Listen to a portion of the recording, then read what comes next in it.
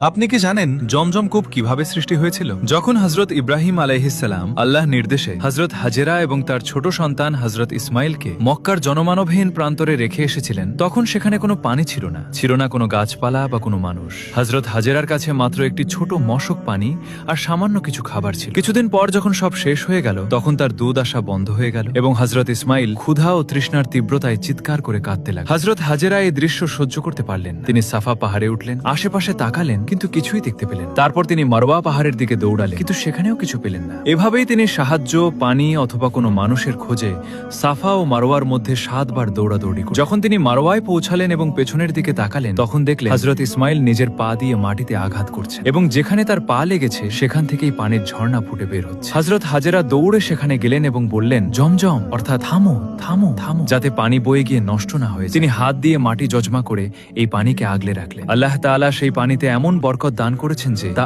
আজ পর্যন্ত প্রবাহিত হচ্ছে এবং কখনো শেষ হয়। রাসূলুল্লাহ সাল্লাল্লাহু আলাইহি ওয়াসাল্লাম বলেছেন, জমজমের পানি যে নিয়তে পান করা হয়, আল্লাহ সেই নিয়ত পূরণ করে। আজও যে ব্যক্তি সত্য নিয়তে জমজমের পানি পান করে, আল্লাহ তার প্রতিটি দোয়া কবুল করে। শুধু মনে রাখবেন, যখন আপনি আল্লাহর উপর ঠিক সেই অটল বিশ্বাস রাখবেন যেভাবে হযরত হাজেরা রেখেছিল, তখন জমজম শুধু মক্কায় নয় বরং আপনার জীবনেও ফুটে উঠবে।